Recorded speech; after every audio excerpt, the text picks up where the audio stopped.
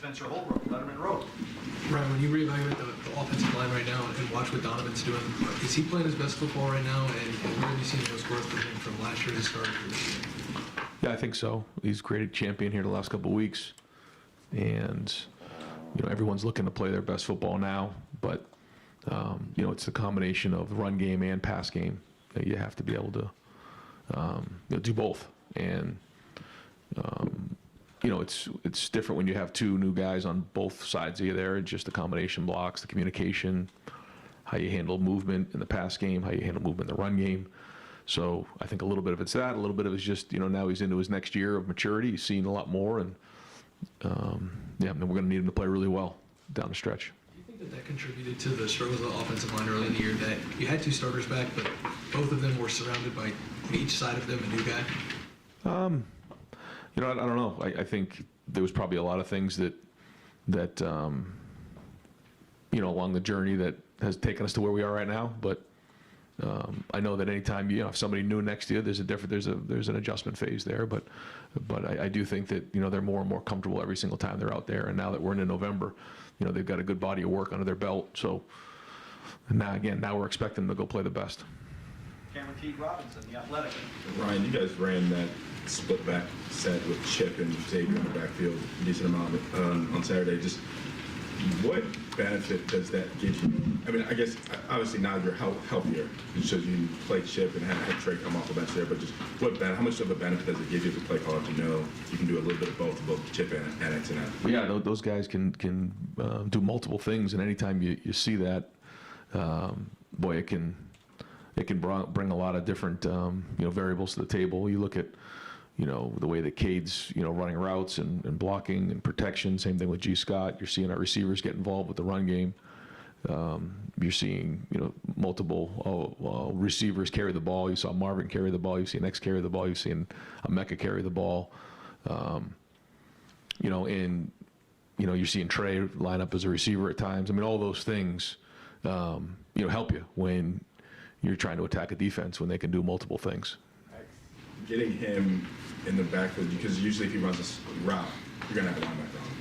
How much of a benefit is that, knowing his versatility, but you can have him in the backfield runner as well? Yeah, no, he's a mismatch in a lot of different areas, and that's our job as coaches to put him in those situations and try to find creative ways to get those matchups. But ultimately it comes down to blocking and taking care of the football and executing. But anytime we can put these guys in situations like that, that kind of like I think the one you're talking about is the throw down the sideline there, and kind of got set up after a couple of runs that way, and the guys put it on the field well, did a good job protecting it, and they did a nice job there. And if you watch the film, I think Marvin was double covered there, so that really opened up Xavier on the linebacker. Stephen Means, Cleveland.com. Just going back to when you first saw Kyle as a recruit, what about him did you like? What stood out from the get-go that made you want to offer him? Yeah, you saw his productive play on the field. You saw his size, his arm strength, intelligence, and just had a good way of leadership with the players. The guys in his class, he was the first one to jump on board and then brought a lot of guys with him. Once he got in the building, he was with Marv and Emeka in here on the drawing board right away, learning the offense and getting involved, throwing with those guys, great work ethic. So all of those things, led to it. He's 10 games into this season as a starter and coming off a game like he had last week. Is there anything that can help build confidence, just seeing the ball guys just go through the hoop in a game that he had on Saturday? Yeah. I think every time you're out there, you gain more and more confidence because it's not new anymore, and then it slows down. So I think the last couple of games has started out finding the speed of the game really well, much more efficient early on. And that's led us to get, certainly in this last game, getting, good momentum. And then I thought it was great to get a 2-minute drive going, at the end of the first half. Are those traits that you saw in him as a recruit started to maybe show up more and more this year? I think so. Yeah, I think you're starting to see that more and more. Yes. Dave Biddle, 24/7 Sports. Devin Brown got hurt during warm-ups. How's he coming along? Fluke injury, I know, right? But how's he coming along? He's all right. Just a bit of a setback there in the warm-ups, but. Hoping to see, he can get back on the field this week and survive warm-ups. I guess the good news is, yeah, there you go. the good news, I guess, is Lincoln was able to get in there and get his feet wet. I know it was a very small sample size. What'd you see out of Lincoln? Just in the couple snaps he was out there, it didn't look too big for him. I just thought he belonged. He's still trying to figure it all out. He got an earful for the first time on the field after one of the plays, which was good, and he had an answer. I liked it. He came right back with why he did what he did. But we'll see. It's just a start, but it was just good to see him out there getting some plays under his belt, and there was some good plays he had out there. Dan Holt, Lebanon Warriors. Ryan, I wanted to clarify on Lathan. Is he out for the season, or is there still a chance he could come back? There's a chance he can come back, this year. But it doesn't look like it's going to be any time in the next couple of weeks. And Mike Hall, he only played a couple series, then left the game. Was that injury related, and what's his status? I don't really have an update on Mike right now. Pat Murphy, 24/7 Sports. Ryan, I know the last couple games you've gotten production from other guys, but as Emeka has worked his way back, are you seeing what you need to see from him, or is he still, kind of recovering from that injury? The statistics haven't been what they were before he got it. He's getting stronger and stronger each week. We decided to hold him in the second half to continue that progress, but he's getting as closer every week to being 100. And the feedback I got this week was that he feels better this week than he did last week, and that's the goal. Look more explosive on film in this past game, and so we'll keep bringing him along. Everything that our folks say here is just keep pushing him, keep getting that thing stronger, keep working, and he's getting stronger every single week. So, hopefully we take another step this week, and we're as close as we can to 100%. And as you go through that list of guys that have been contributing, Cade, Travion, obviously Marv, I assume he fits right in with that group when he can be his normal self? Oh, yeah. Yeah, no, I think Emeka is one of the best receivers in the entire country, and his production proves it. We are a different offense when he's in a game. Bill Landis, the podcast. Right, you guys gave Matthew Jones maybe a series or two at center the other day.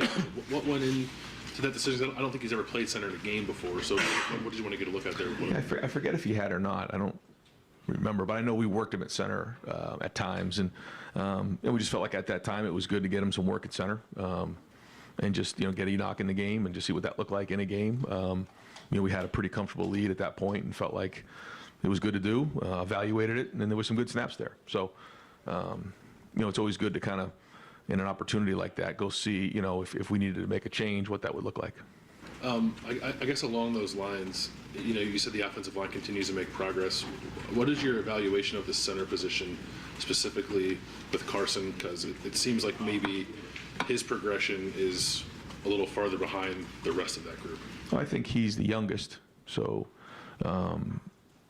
he's probably made, from where he started to where he is now, he's made certainly a bunch of progress, but he's also the youngest. So, he's in here every day. He's busting his tail to get better, and he's handled some difficult environments, so far this year as a redshirt freshman. So, we think that he's got a very bright future ahead of him, and he's going to continue to get stronger and better across the board. His communication, all those things. So every time he's out there, it's an investment in his future.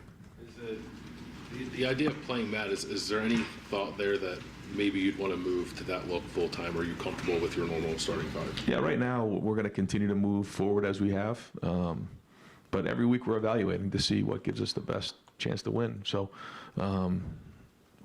but as of right now, we're going to continue to where we're at right now. Tony Bergman, Buckeye Huddle.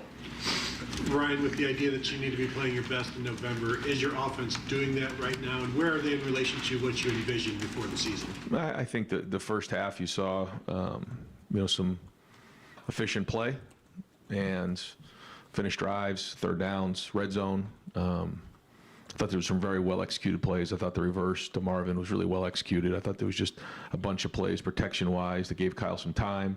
The timing, the throws were pretty high level. The second touchdown to Marvin the throw and catch was excellent. Travion stepped up in a big way and helped the protection. I thought he did a nice job on 2 or 3 of the plays. Actually, 2 of the touchdown passes to Marvin, he did a really nice job in protection. And that was the most excited guy on the field, which goes to show you his unselfishness and how he's getting better every game as an all-purpose player. But I mean, I think you see what we're capable of, and it was good to see us play a full half right there and play and execute, and again, finish with a 2-minute drive there. So all those things are encouraging at this point. Caleb Spinner, Buckeyes now on Sports Illustrated. Coach, Saturday, obviously, game against Minnesota, another chance to remain undefeated, but it's also a chance to honor some of the players who won't be coming back next year. What have the seniors, fifth years, graduates all meant to you during your time here at Ohio State? Well, a good portion of them, started when I that first year when I became the head coach, and so they've been just soldiers along the way, and mean so much to me and my family, to the staff, to the university. So I try to tell those guys all the time, when we have home games, don't wait till the last one to take it all in. Starts from that first home game of your senior year. So I hope they've taken that advice, but when you have your last game there is a lot of emotions. So the good news is they got a team that's playing with confidence. There's leadership that they've shown, and they have an opportunity to really leave a legacy behind here over the next month. So, happy that they're going to get recognized in that moment, and they deserve it. Far left, Nathan Barrett, Cleveland.com. So a year ago, losing someone like Lathan, maybe at this stage of the season, would have seemed pretty devastating. Not that you guys won't miss him this year too, but there also seems to be a structure here where you can maybe absorb that a little bit better. And how much of what you kind of tasked Perry and Tim with doing this past offseason was getting this defensive back group to this point, and how do you feel like they accomplished that? I think you evaluate everything at the end of the season, but everybody's responsible to make sure that they have production at their position, and then depth along the way. You can't go pick anybody up off of waivers in college football, so you have to build depth, and there's a bunch of different ways to do that. But a big part of it is development, and certainly we're going to miss Lathan, but our guys are confident, with the guys in the room, and so we're just going to forge forward and with the guys that we have, and challenge those guys to play at a high level. Obviously, Sonny has done a lot of things, good things for you in that nickel position, playing close to the ball. Just as someone from an offensive standpoint, looking at him, how can he also still help you guys a lot at Bandit where Lathan is playing with it? Yeah, he's got a lot of versatility and can do many things, but it's going to be important for the other guys to step up in those areas where where does he fit in, and you just have to feel good at all the other spots back there, and then Sonny can take on a lot of responsibility, but we also want to make sure that he's playing fast and doing a great job. So we don't want to overload him, but at the same time he can do a lot, and that's important for the guys around him to make sure that they're playing at championship level. Joey Kaufman, Columbus Dispatch. Ryan, Jelani Thurman had his first catches last weekend with Joby now, and he never missed the game. Just where's Jelani at as far as kind of his development? How would he help you down the stretch? Well, we got to make sure that if he flashes a first down, he actually gets it. So that's the first coaching point for Jelani. And so I think Coach Bailey said, okay, that's enough of that, Jelani. Let's just catch the ball and hand the ball to the official. So that was the first coaching point. But it was great to see him out there. You can see his athleticism, size, power. You can see him, he's got really good hands. He's got a very bright future ahead of him. He understands that the tight end position is a developmental position, but he's put a year in now. So, he's going to get to the point where he's going to get on the field here real soon. And the talent is there. And if he continues on the same path that he's on, he's going to have a special career here at Ohio State. And you said Tommy was week to week. How's he look for this week, and same with Josh Proctor? Yeah, expecting to have a good week of practice for both of those guys. And, we'll have a better idea as we get towards the end of the week. Austin Moore, podcast. Ryan, are senior day decisions binding in this era with all the extra COVID years and everything? We've seen, Josh participate in the past. Is that actually going to be the way it looks like, or if they make a decision to walk, they can still retain that option? Yeah, they can. If they're eligible, then we certainly allow them the option to do it, and then kind of go from there. Like you said, it's, I guess, a lot different than it was a decade ago. Everything's complicated in your position, but in terms of managing roster numbers and decisions in this time of year, everybody's trying to weigh that. How clear is the picture for you, or not, with what I know you want to win on Saturday first and foremost, but Right. you always have to keep an eye on the future. How difficult is that for you right now?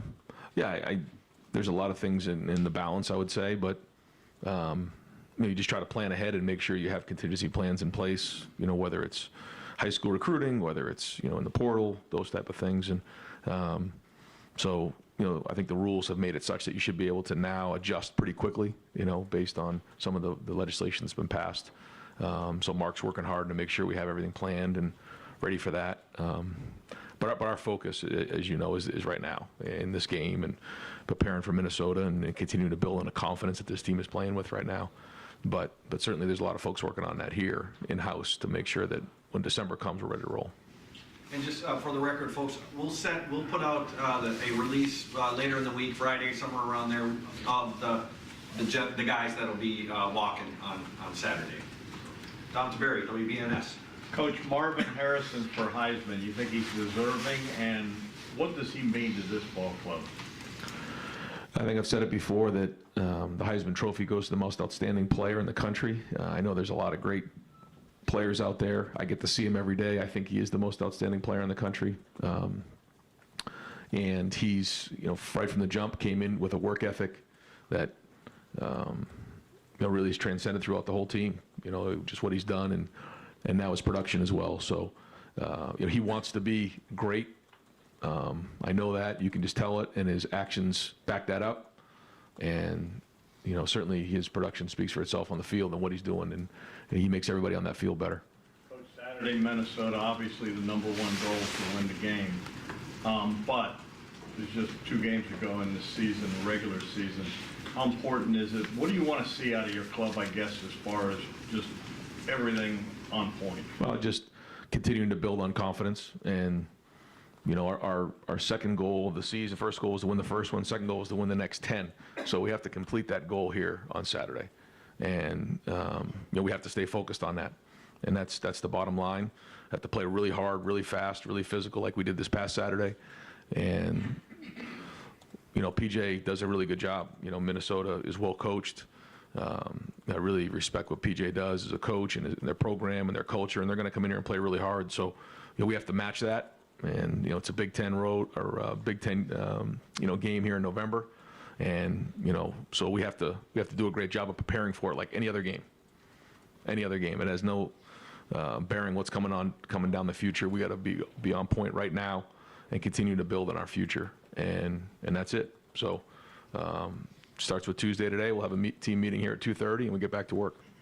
Clay Hall, WSYX. Do you like a rah-rah quarterback, very, I don't know, or prefer the composure of maybe a Kyle McCord? And do you try to pass it along, just given what they have to navigate in those few seconds between play to play? Yeah, I think every quarterback has to, it's like being a golfer, you have to carry different clubs in your bag. And sometimes you have to have that composure. Sometimes you got to bark. Sometimes you got to put your arm around somebody. There's always different parts of the game that you have to be able to utilize, the right skill set. And to say, well, I lead this way, well, that's a cop-out. You have to be able to, handle situations and people differently. But at the same time, you have to be yourself. You can't be someone else.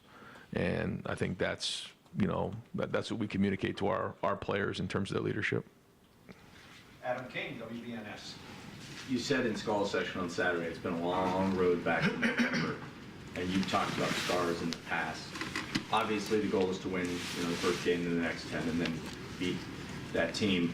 I'm curious, how much are you guys talking about right now that you are here? This is everything you've worked for since you walked off the field at the Beach Bowl. Yeah, no, we talk about it. We have the last, since we entered in November. We know that we want to be playing our best football in November, and you can get through this. Go through the season where the days seem long, but the weeks go by real fast, and then here you are at the end of the season, and so urgency has to be at an all-time high. We know we got to be on point, and we got to be playing our best right now. And I think the guys feel that, they understand that, and so we got to be better than everybody else in the country of just focusing on maximizing ourselves, doing a great job preparing for Minnesota, and ignoring everything else that comes around what this time of year is like.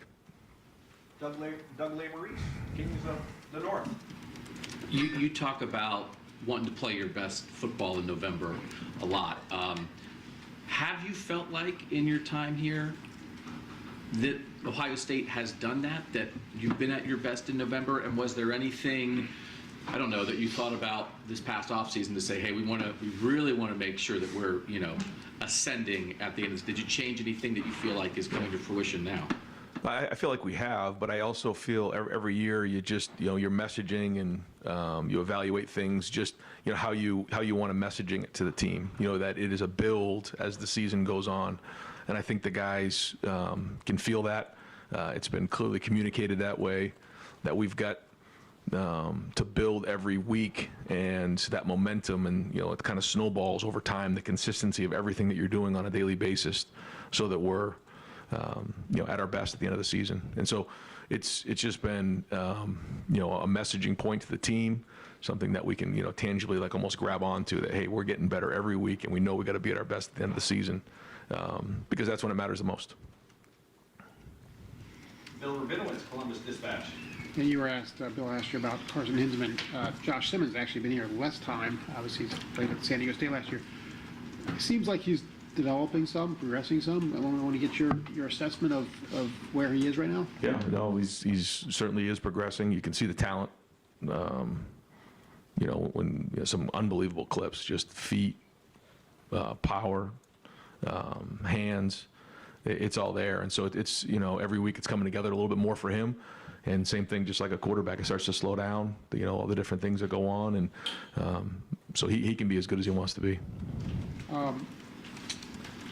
How much do you want to get to 7 o'clock on Saturday, and what will that be like? I think the first thing is when you start to get ahead of yourselves, you lose focus on right now, and I think that's the challenge, is making sure you stay in the moment, because there's nothing you can do other than maximize right now, and that's what we're going to do. And when 7 o'clock comes on Saturday, 7 o'clock will come, and we'll go from there. Andy Backstrom, Letterman Row. Ryan, after the game, you mentioned Calvin Simpson was a guy who flashed to you. And watching back the tape, what other players flashed you maybe in that segment? I thought Jermaine Matthews, again, got his hand on the ball, ran down on special teams, did a good job there. It was good to see Jelani make that catch. It was good to see Lincoln, handle himself well. Trying to think of who else. Blake Harford. For his first start, I thought, did some really good things. Great out of champion. That was great.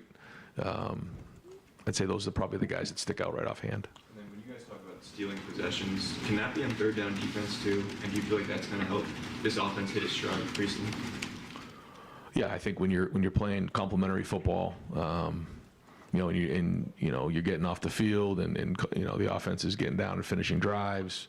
Yeah, that's when you're working at full capacity, and third down is a huge part of the game. And when you're getting off the field and forcing punts and giving the offense good field position, that's the difference between winning and losing. Jeremy Birmingham, the podcast. Ryan, philosophically, you guys are a month away from signing the early signing period. There's tons of things going on around the program, game week preparation, all that. How hard is it as a staff to keep on top of every little blip on the recruiting trail when kids, random tweets, and all kids taking visits elsewhere? Like, how much conversation are you guys having about it? How do you handle it as a staff with those players, their families, et cetera? Yeah, just communication is the key, and that's the other thing is, this time of year and all year, you have to communicate, even though you're in the teeth of the season. It's important that you win. That's huge, but you also have to be communicating and making sure that you're on top of all the recruiting part of it, because what I've learned is, in November, and then as you get into December, as you get closer to the signing period, there's a lot of twists and turns along the way, and so you just have to be steady, but obviously constant and really, really good in communication. With this past Saturday, was there any thought to getting Lincoln in the game earlier? If Devin was ready to go, would he have been in earlier? Because it seemed like you took out a lot of the weapons at the 10-minute mark of the third quarter, but left Kyle on the starting offensive line out there. Was that just because the backup quarterback situation was different on Saturday, or was there any thought about putting Lincoln out there at that point? Yeah, probably. You don't know what you're going to get till you go out there, and it was probably midway through the third quarter. I felt like there was a lot of football left. At that point, we hadn't had Lincoln in the game, so we didn't know what that was going to look like. So we decided to probably hang on a little bit longer. And then we started that drive, and then after we got a couple first downs, decided it was the right time to put Lincoln in the game. If Devin was available, he probably would have been in the game a little bit sooner. Was the conversation you had with him where you got the earful of the third down pass? Where Yes. Yes. And we'll wrap things up with Tim May on 3 and the Tim May podcast. Thank you, Jerry. Are you guys North America's team? Are y'all Buckeye Nation's team? Are y'all Ohio's team? Whose team are y'all? It's a good question. I think I can tell you this, that our guys, and I think someone said it before about just, it's been a long road to get to November, and each team has its own identity. Each team has its own dynamics, has its own journey, and so here we are, in November. And I can tell you this, coming to work every day with these guys, I mean, the consistency, the maturity, the competitiveness, the look in their eye. This is a great team to be around. Great guys. And, I go back to this, it's about these guys on a team. It's about the guys that put on the line every single Saturday, on the game and put the work in here. And so, we're going to do it again this week and keep swinging. Like Saturday, did you feel like like you go in a restaurant sometimes, there are all these things on the menu, but you can't go there because you don't have that, they don't have that in stock right now. Did you feel like you were looking at as close to a full menu? We asked you a little bit about this after the game, but what is that like for you to have those options available to you? Do you have to control yourself of, let's focus on this, let's get the two-back look in there? You know what I mean? How do you approach those kind of things, right? Well, I think the first thing is you have to make sure you're doing what's best for the team to win the game. That's got to be the first thing, and that has to be the focus, because like you said, sometimes you can get yourself spread real thin and out of whack and out of rhythm. So you have to find that rhythm. And then you try to find different ways that can put the defense in stress. You heard me say that before. And then set things up along the way by putting guys in position to be successful and identifying what guys do really well. And that's really what it comes down to. But at the same time, not sacrificing, the team. Like even at the end of the first half there, it was 3rd and 7. And, we threw a bubble screen to Marv. And if we don't get that, we punt, but we got it. And then it was like, okay, we're going to shift this thing into the next gear and go. And we weren't down scored. Because at that point, I think it was 28-3. Would have been a good halftime score and then come out in the second half and play. But so you always have to make sure that you're being aggressive, you're attacking, but you're going to do what's best for the team first. And unless, at this point in the year, 10-0, what is keeping you up at night? I don't even know if you sleep much at night. Maybe you do, but is it players' injuries? Is it bringing guys online? Are they up to it? Is it a guy not coming off a double team when you could have popped Travion there, coming off the goal line on that one play? You understand what I'm saying? These little mistakes, whatever. Is it the fact that coaching jobs are coming open around the country right now? You've got a staff that people would probably like to tap. What is it all of that? I mean, and are you getting much sleep at this point? Well, it's like they say, when some people rest, you stay restless, and I think that's it. You got to continue to work at all of these things because there's so many things going on, and that's our job. It's just to constantly do everything you can to maximize what you have, and communicate really well, and get the issues fixed that need to get addressed, and that's it. And that's it. And then when it's time to go play, we get on the field. But each week has its new set of challenges. Every year has its new set of issues, and you just deal with them the best you possibly can, and bust your tail. So by the time you get to Friday night and you get to bed before the game, you're exhausted because you've just burned the midnight oil, making sure that you do everything you possibly can to win the game. Thanks, Coach. Thank you very much. Thanks, guys. Thanks, Ryan. Yep.